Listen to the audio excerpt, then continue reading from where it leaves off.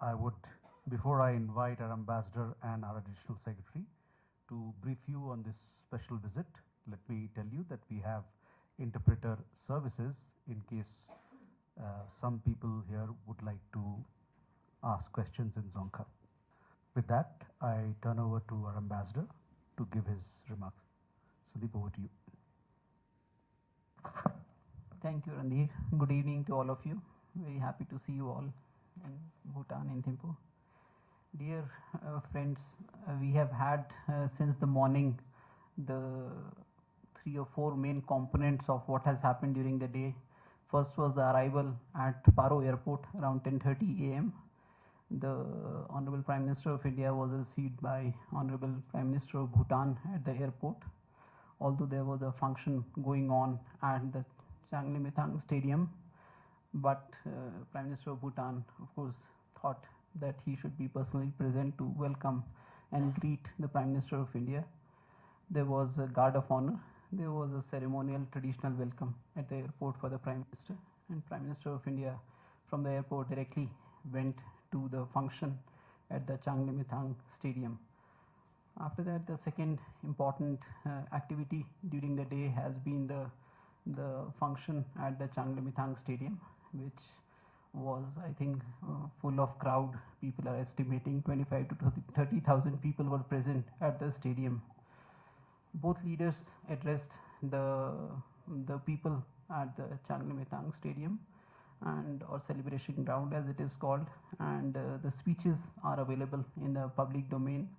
But you would notice that both the leaders highlighted that it is a series of things which are taking place. It's a very, very special occasion for Bhutan, and therefore also a very important occasion from India's perspective, as the leaders highlighted.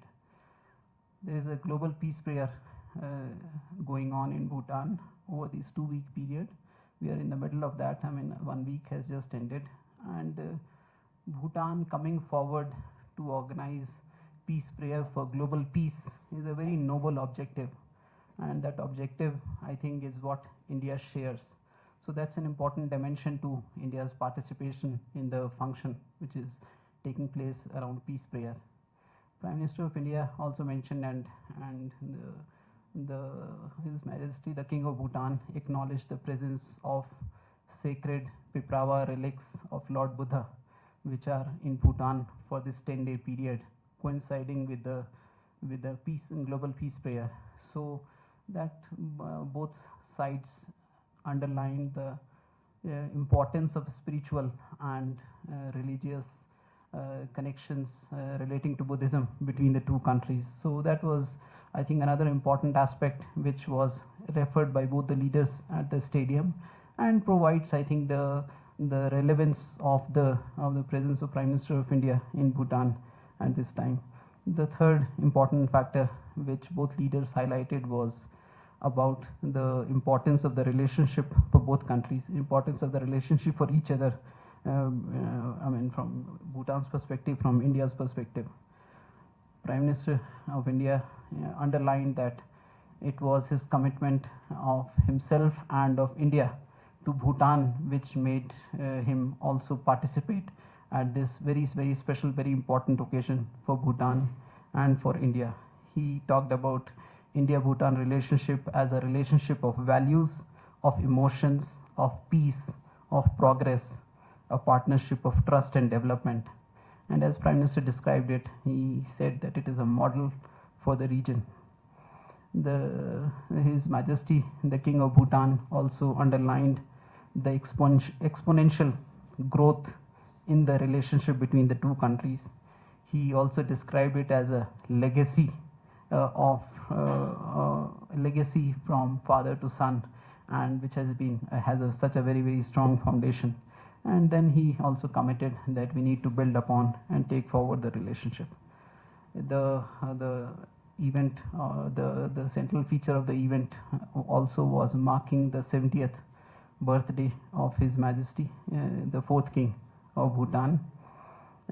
As the King of Bhutan mentioned, that it was a milestone event in the life of for what he called was among, or perhaps the most extraordinary leader of Bhutan, and he, as Prime Minister of India mentioned, he assumed reign of Bhutan at the young age of 16 years, and then continued uh,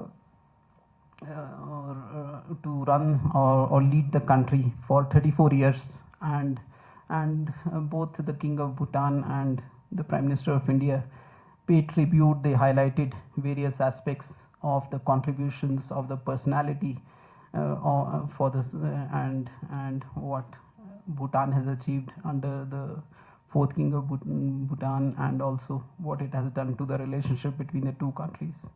Prime Minister of India mentioned about the wisdom, about the simplicity, about the courage, about the selfless service of His Majesty the fourth King of Bhutan, and talked about his vision, his affection to the people of Bhutan, and lots of several of his contributions for the relationship between the two countries.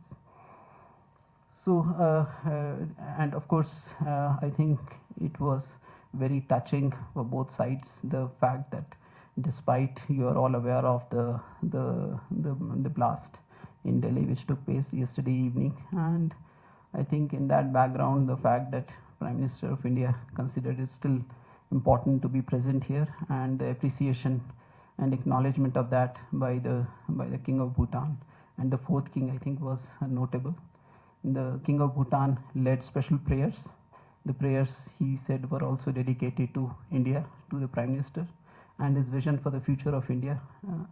He also dedicated the prayers to the victims and the people who suffered in the incident in Delhi yesterday evening. In the afternoon, we had audience of the Prime Minister of India on the King of Bhutan. At that audience, the Prime Minister of Bhutan was also present, and the two leaders discussed in some detail different aspects of the relationship. I think they talked about very, very close, very familial, very special relations between the two countries that was underlined. They touched upon various features of the relationship.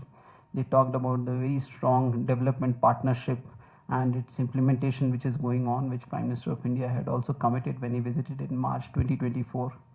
The leaders talked about the importance of connectivity, which leads to opportunity and prosperity, and they talked about the road connections, the railway connections, the new project for railway connectivity from two cities in Bhutan, from Samse and from Gelefu, the Samse going to Banarghat and from Gelefu to Kokrajhar, and that construction will be taking place over the coming years, and the importance of railway connectivity for the access to Indian economy and for the people of Bhutan through an additional way in addition to the road connectivity which is present.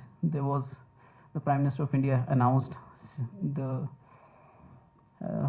opening of immigration checkpost near the Gelefu border, which will be important for investors, businesses, and the people to be traveling across the border as the Gelefu Mindfulness City project unfolds in the coming years.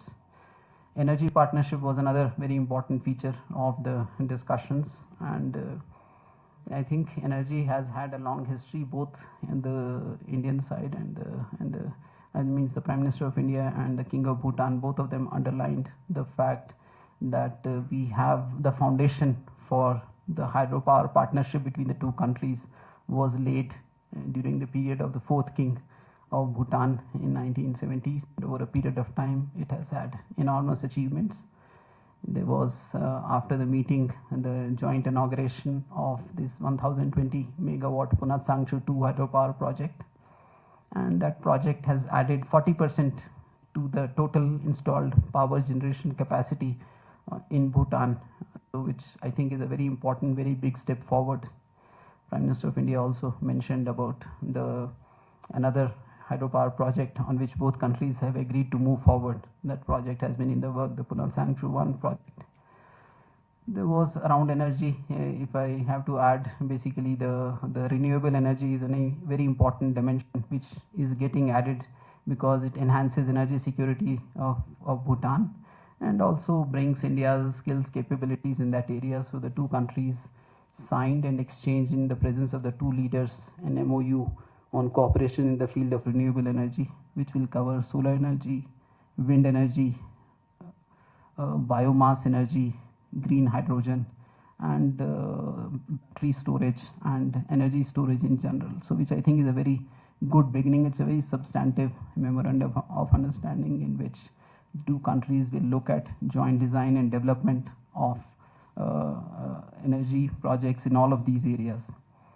At the same meeting, there was an announcement of a line of credit of Indian rupees 4,000, which translates into null from 40 billion, which has been kind of extended. And after the meeting today, the other aspects which were highlighted or underlined at the meeting were about youth exchanges, about greater people-to-people connections, and about cultural and spiritual connections between the two countries. The part of the you might be aware of, in September first week, there was an inauguration of a royal Bhutanese temple in a city called Rajgir, which is a holy city connected also to the life of Lord Buddha. So that was a second Buddhist temple. There is already several decades ago a royal Buddhist monastery in the town of Bodh Gaya. The second one was inaugurated in September, for which His Holiness J. Khenpo and the Prime Minister of Bhutan were in India. Today, the Prime Minister of India also announced that on the request of the government of Bhutan, government of India will be providing land for another third Buddhist temple in the town of Varanasi. So apart from that, I think we had two more agreements which were signed between the two countries. There was an agreement on cooperation in the field of health and medicine. And health and medicine is a long ongoing area. There is a lot of work has been done in the past, over the last decade or two, in terms of infrastructure, in terms of hospital building. When Prime Minister of India was here, there was inauguration of a big mother and child care hospital in the city of Thimphu.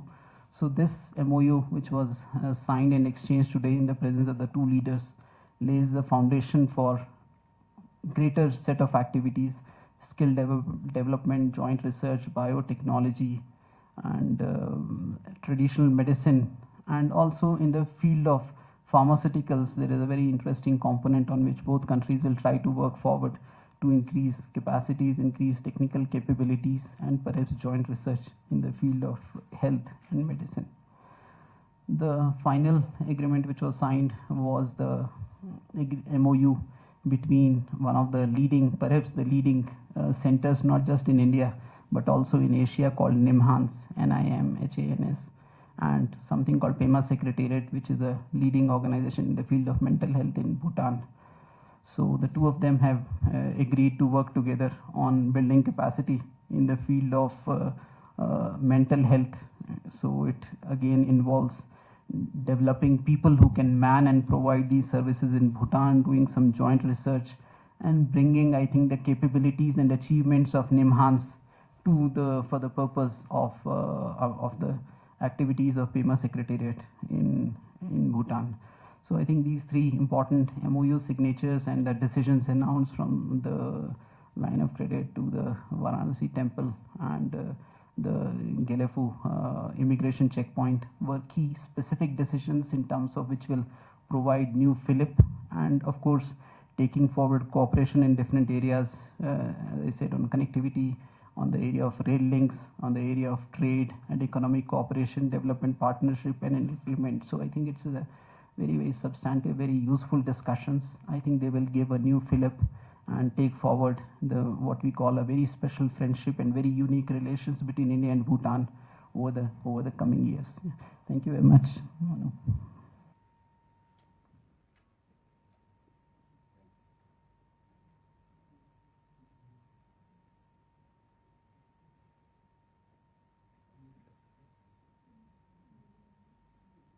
Thank you. I think you have covered most of the points. Just to add few elements. On program side, later in the evening, Prime Minister will attend a royal banquet, which is being hosted by the King of Bhutan in the honor of Prime Minister.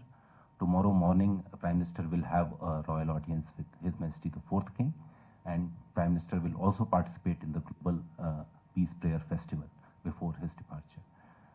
In terms of outcomes, Ambassador has explained in detail, presented in detail various outcomes, but we will be providing you, sharing with you the specific details for your ready reference. Thank you. With that, we open the floor for questions.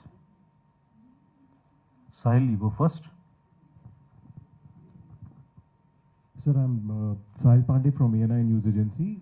Talking about the line of credit, 4,000 crores, which has been decided.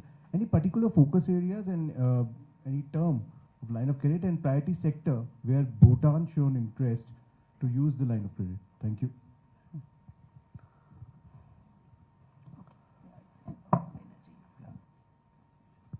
So, as you know, Government of India has been extending lines of credit its partner countries to support their developmental efforts.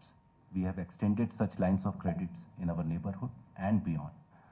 This will be the first line of credit for Bhutan, and its focus is going to be energy sector. We are always guided by the priorities of the recipient country, our partner country. So eventually it will be for the Government of Bhutan to select its projects which will be funded under this concessional line of credit. I must specify that this is a concessional line of credit which is being extended by Government of India. More questions? Please. Good evening. My name is Sangirathan. I'm with the Business Bhutan. During the Prime Minister Modi's address in the morning, this morning, we heard that India will promote or help the investor, and they will also construct, set up an immigration checkpost. So do you have some specific plan, how India will help in Gulf Mindfulness Cities investor? We have more questions. We can club them together. Yeah, please. So I'm Shubhendu Ghosh from DT India. Prime Minister spoke about how connectivity represents opportunity and prosperity. There's a lot of anticipation around rail link between the two countries. What was discussed between the leaders in this meeting? Do we have more? Yeah, we can go. There's a question there. Yeah. Good evening, Your Excellency. Since P2 Punatangchu Hydro Project has been inaugurated officially today, so what is the tariff rate decided between Bhutan and India about the P2? I think we can take these questions and then perhaps come back for more.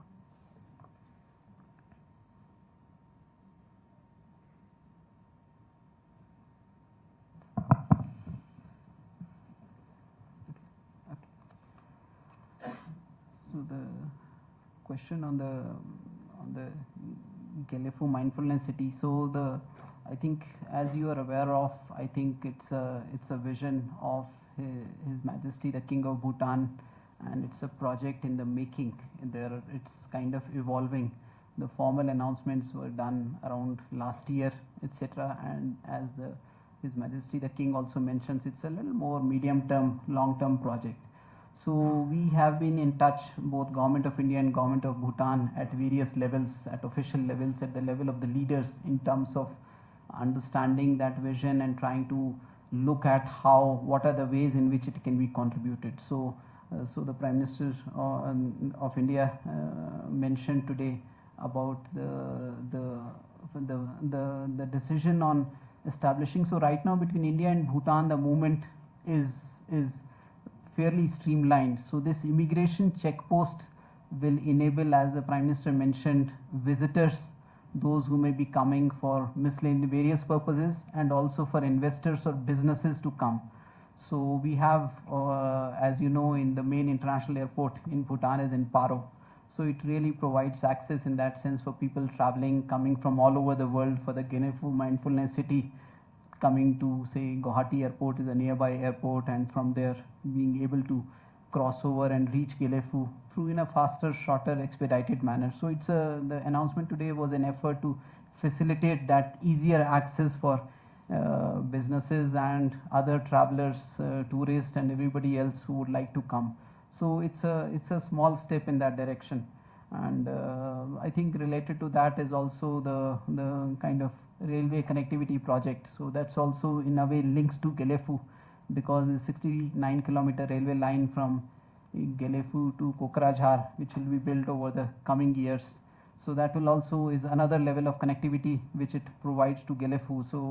So I think as the vision develops and as the progress takes place, I'm sure this relationship and this close consultation at official and senior leaders level on Gelefu will unfold into greater cooperation, greater contribution, and perhaps helping in realizing the vision of the Gelefu mindfulness city of His Majesty the King.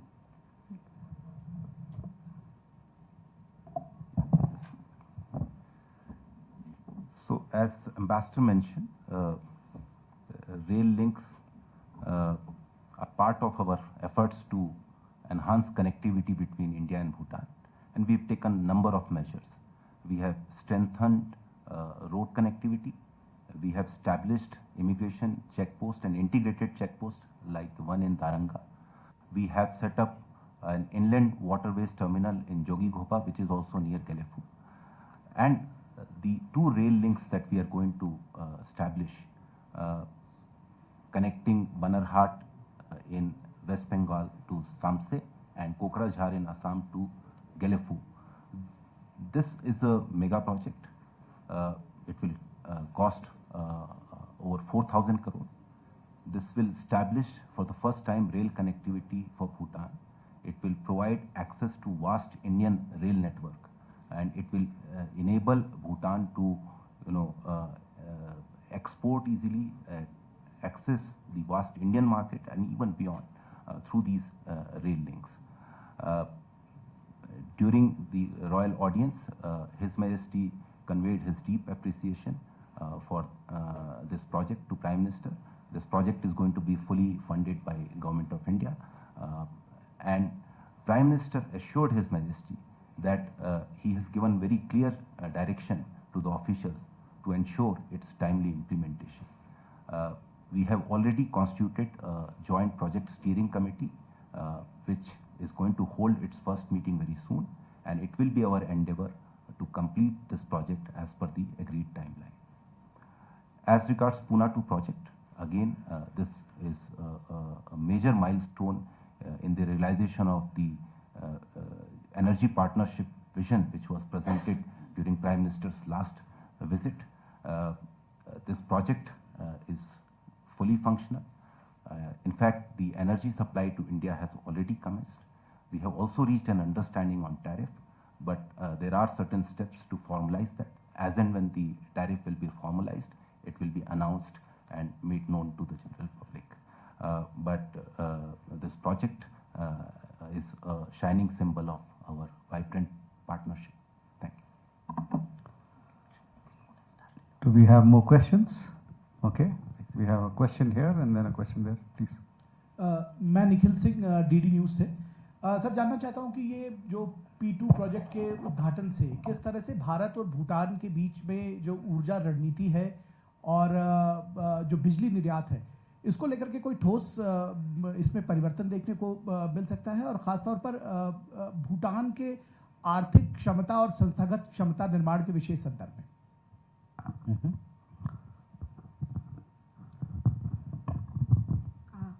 Hello, I'm reporter Sigdema from PBS, Bhutan Broadcasting Service. So I have two questions. First one is regarding the MOU signed with the India regarding health. So there are lots of aspects that was mentioned, like drug diagnostics and also the research that was mentioned by you. Also regarding that, is there like a priority right now that India has in mind on what is the first health aspects that the India want to work with Bhutan? And maybe details on what the first one will be. And secondly, regarding, as you know, that Bhutan is right now on their 13th five-year plan. For that, what other big projects can we expect as a country with the India law? Yes, that's all. Yeah, we can take these questions.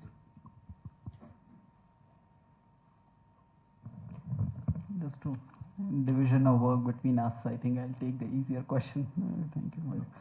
So the 13th five-year plan is, I think Prime Minister has mentioned, it's commitment of 100 billion Nultron, which he had also announced when he had come here in March of 2024. So I think this is at an implementation stage, and the 13th five-year plan contributions have 4 components.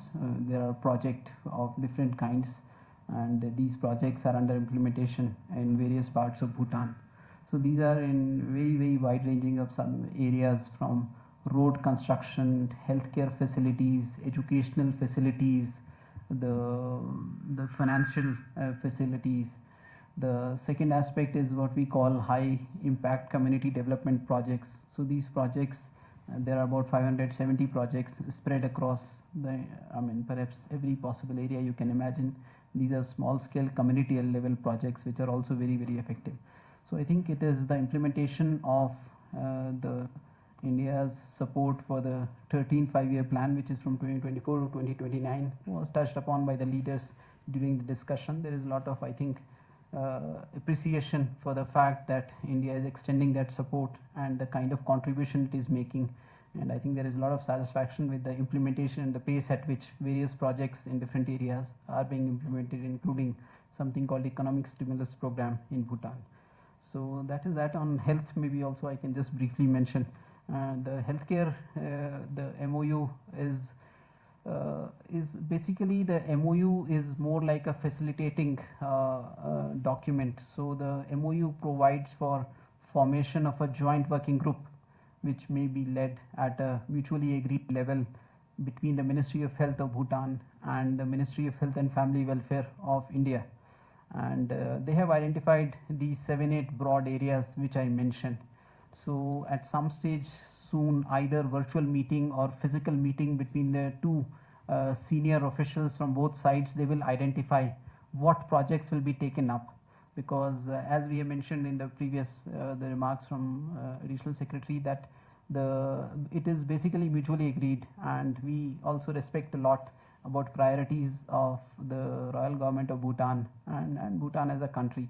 So they will identify that, okay, is it in terms of capacity building of people, like personnel, etc., their education, training, skill building, etc., or whether they will be in the field of pharmaceutical regulations or diagnostic capacities, etc., or it is digital health, or it is disease prevention and disease treatment in specific areas like cardiovascular, cancer, mental health, etc., which have been agreed, or it is traditional medicine or biotechnology. So that will be a process which will unfold now after the signing of the MOU today.